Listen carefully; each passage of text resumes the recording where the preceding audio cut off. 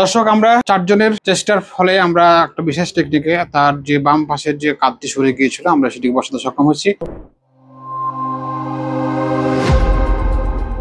দর্শক আজকে আমরা একটা শোল্ডার জয়েন্ট ডিসলোকেশন কারেকশন করব, অর্থাৎ উনি পড়ে গিয়ে ওনার বাম কাঁধের যে জয়েন্টটি নিচ দিকে নেমে যায়। আজকে আমরা একটা বিশেষ টেকনিকের মাধ্যমে আমরা এই জয়েন্টটি বসানোর চেষ্টা করব। দর্শক এর আগেও আমরা অনেকগুলো শোল্ডার ডিসলোকেশন কারেকশন করছি, আজকে এটি করবো আমরা। এখন আমরা শুরু করি কিভাবে আমরা এই শোল্ডার জয়েন্ট ডিসলোকেশনকে কারেকশন করি।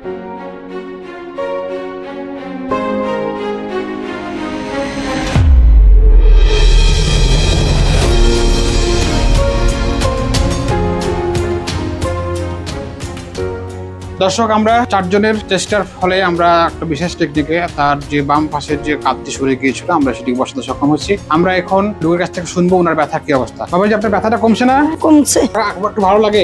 একটু আগে তো ভালো লাগে। যে দর্শক দেখলেন যে ওনার যে তীব্র ব্যথা ছিল, এখানে হাত দিতে পারতাম না এবং উনি ব্যথায় কাতরাচ্ছিলেন। আমরা এই শোল্ডার জয়েন্টটি তার আগের জায়গায় আমরা বসে দিয়েছি। এখন দর্শক আমরা এখন এক্সরে করে কনফার্ম হবো তার এই জয়েন্টে ঠিক জায়গায় বসছি কিনা। দর্শক এই ধরনের কেউ পড়ে গেলে, বয়স্ক রোগী হোক বা ইয়াং হোক, পড়ে গিয়ে তার জয়েন্ট সরে গেলে অথবা হাড় ভেঙে গেলে আপনারা উদ্বিগ্ন হবেন না। আপনারা নিকটস্থ একজন অর্থোপেডিক সার্জনের সাথে যোগাযোগ করুন। ভিডিওটি ভালো লাগলে লাইক এবং কমেন্ট করে জানাবেন। ভিডিওটি শেয়ার করে অন্যকে দেখার সুযোগ করে দেবেন। সে পর্যন্ত ভালো থাকুন, সুস্থ থাকুন।